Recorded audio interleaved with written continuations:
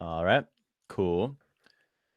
Love it. Yeah, And so the on the app side, I would just encourage you to think through like a super, super specific brand promise that you mhm, can make and fulfill all the time. So for instance, like one company that, I found funny how they were able to break in and be successful. There's a lot of apps that have tried to like pair people with celebrities for like expert advice, let's say.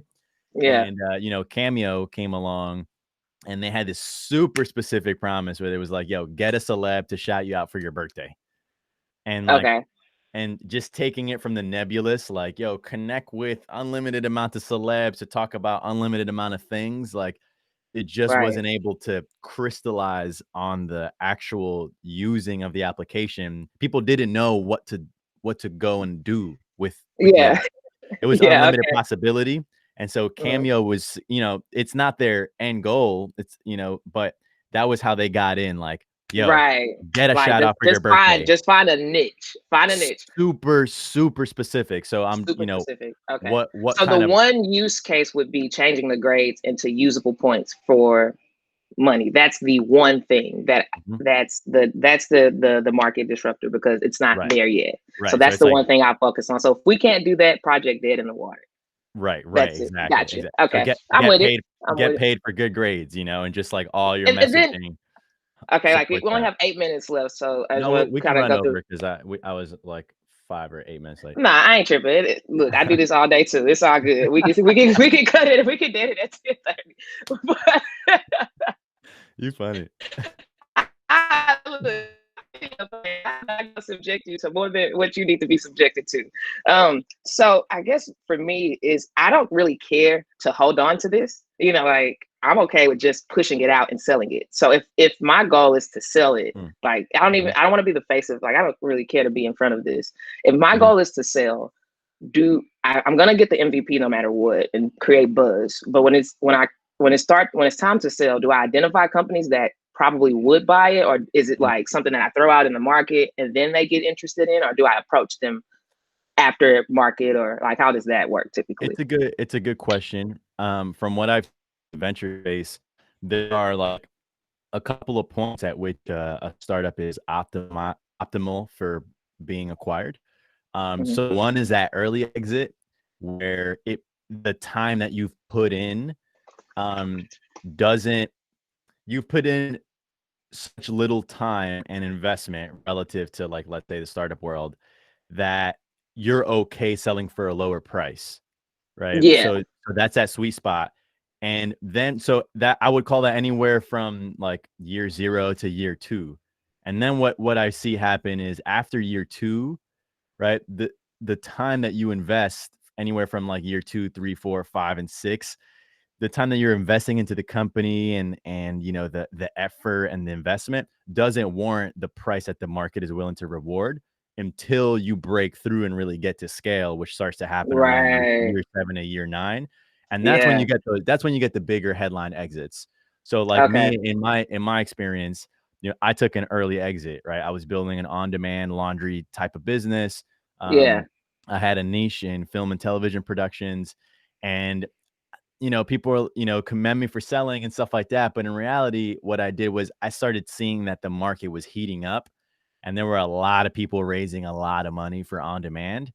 And I Yeah. honestly just didn't feel like I A could compete or B wanted to Yeah. compete. It was like Yeah. a lot of people raising money, just like lowering prices. And I was like, eh. So what I Yeah. did was I sold my business to a larger, more established competitor that actually didn't have an into tech. Right, so they were not a Right. very tech forward operation. I got you. So So so you I you okay. exactly. So I Okay. sold my I business got for you. the cheap, and they were like, for them it was cheap, and they were like, "All right, cool. This is our buy-in so that we don't have to spend the 2 years building the technology product. They can just acquire it and integrate it into their, existing portfolio and then, try and do it that way." So, if you were trying to optimize for selling, that's what I would do. I would build it and build just enough buzz and traction that you're showing that this can work.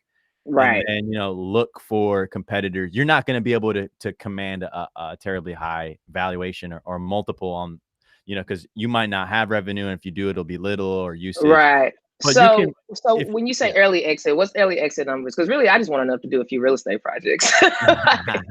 Well, so it would be a valuation base, Oh, okay. right? Okay. So it's either a certain multiple on the income, right? Mhm. But you might be so early that you might not even have robust enough income, in which case then you'd be measuring it based on the growth.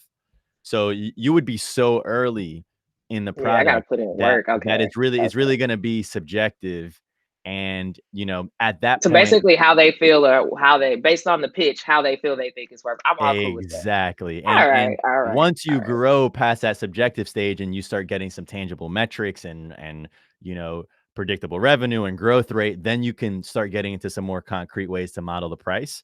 Mhm. But until you hit that point, it's really gonna be, what can you sell Okay. for and how can you Okay, pitch it so and blah, blah, blah. cool. So with the whole raising revenue thing, so that's my pain point, is that this is pretty much going to be free for users. Like I would Mhm, have to get money and funds from, let's say, the companies, like mhm. Target being a sponsor or Walmart being a sponsor. Anybody that got in trouble for doing black shit can be a sponsor. Because Exactly. Yep, like, hey, if y'all sending out these messages, what's up? exactly, So exactly. yeah. So when it comes to that, when people are asking me that, that's the question that I have a hard time answering, because it is in the nonprofit arena. Mhm. But there is people, which, on the back end of that, there's people donating time, money, and items.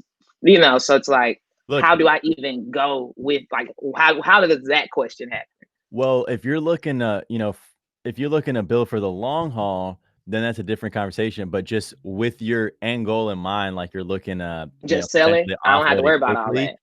Yeah, I Yeah. would just be optimizing for narrative and like strategic positioning in the market. So, like, I Okay. would personally, if I were you and I were looking to sell quickly, I would be looking at just showing built-in virality and network effects. Like, hey, we're growing at a ridiculous pace. Like, a lot of students are using this. This Oh is shit. sticky. This Yeah. is Okay. Okay. working. Okay. Okay. And like you position it that way, like, look, this is a relatively fresh approach to the market. It's working. People are using it. And, and then you just Okay. have that moment of self-reflection with them where you say, look, I know like I can hunker down with my team and continue building this out, but I just personally think that you're better equipped than I am to go the distance with this. So Yeah. and then that's when you start having that conversation. So I wouldn't, the moment you start making revenue, you're going to be judged entirely based on your revenue. So it's kind of a double-edged sword. Right. It's It's a like, okay, double-edged cool. sword I see what you're saying. All right, yeah. cool. All right. All right. Yeah, I see so what you're it saying. helps to make revenue, but once you're making it, then you're judged based solely on that. Right. Okay. And I did see you post recently about the buy the block Mhm, initiative. mhm. So I guess, like, before you even release that, like, how, because, like, okay, so there's a guy in Houston, like, we have so many black areas in Houston. Yeah, So there's Chris, and then, like, the areas in Third Ward, there's another person in Third Ward. I don't really know all of the guys, but in Sunnyside, that's me. And I'm mhm, just kind of like, okay, well, how can we leverage your platform to do what it is that we're trying to do? Because that mm. may save me some time. So No, I I'll be love looking it. out for that. I'll be No, I looking love out for it, that. and someone pinged me today on, like, a Regulation A fund out of Houston that's doing some Yeah, Black-owned kinda stuff. yeah. So So I don't know if he scheduled whatever, but I'll be seeing him commenting on your stuff too. I know you probably don't see everybody, but his name is Chris Synagogue. He's like he's who I want to be in like 10 years. He yeah, left engineering as well and went into real estate, and he's in the yeah, Fifth Ward area. Like, dude, like, when I go to listen to people, like, he's always there talking, and he kind of put a bug in my ear at one of the events, and now, like, he's doing what he do. Like, I even invested in him. So mm. if you're looking for a good dude in Houston, I say link with that man, because there's some bad dudes in real estate, and Yeah, yeah, yeah, yeah, for sure. he's really about the mission. So yeah, so, like, yeah, What's his name? Chris? his name is Chris Synagogue. Like, his handle is like Investor R or something. Yeah, but like, I've been connecting with him a little bit, but yeah, like, he's the guy that once I step away from Accenture, I want to follow his route and the things that he does. I love it, and to your point on your real estate stuff, I don't know how you currently structure your syndications. I can tell you how I do mine. Okay. So I make an LLC at the asset level. I make a single asset LLC, and Okay. I create two classes of members, Class A and Class B, where Class A is the general partner and Class B is the limited partner. Okay, and Okay. Class A has voting rights and distribution rights. So it's, the general partner runs the show. You decide when to sell, when to refi, everything. And Class Hmm. B really is only entitled to distribution rights only, right? So they only get economics.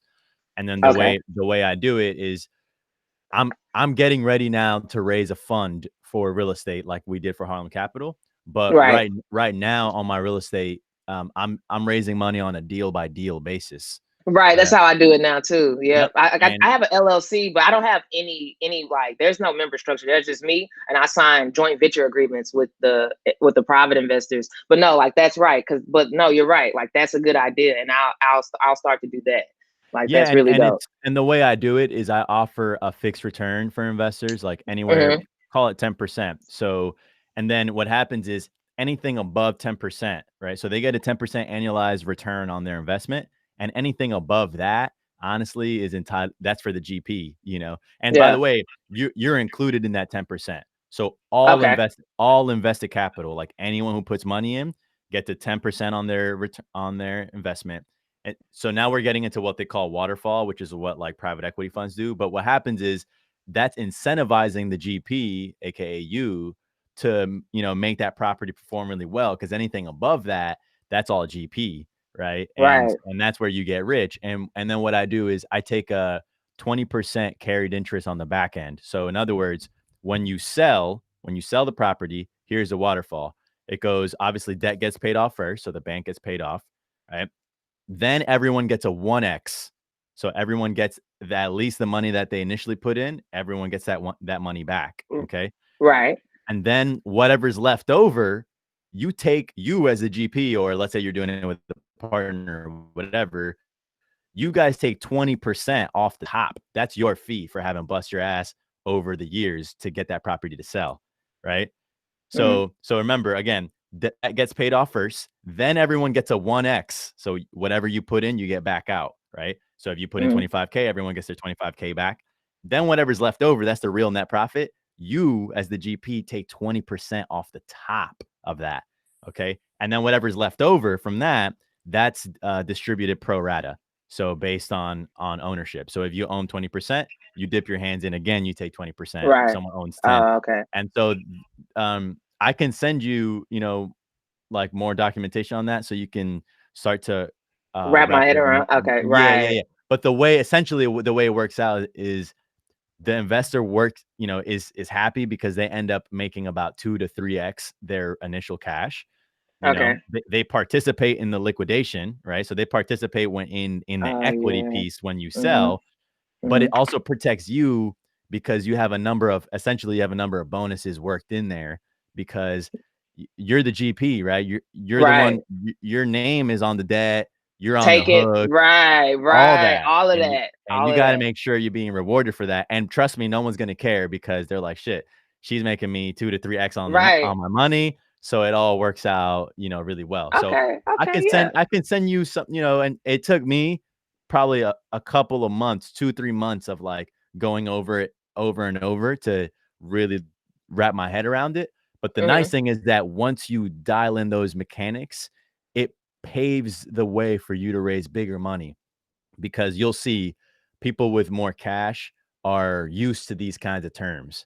So then when you're in alignment with the market, that's when you can, raise cash for like bigger deals. Like I don't know how big Right. you're buying now, but that's how you get into buying 20, 30, 40, 50 plexes.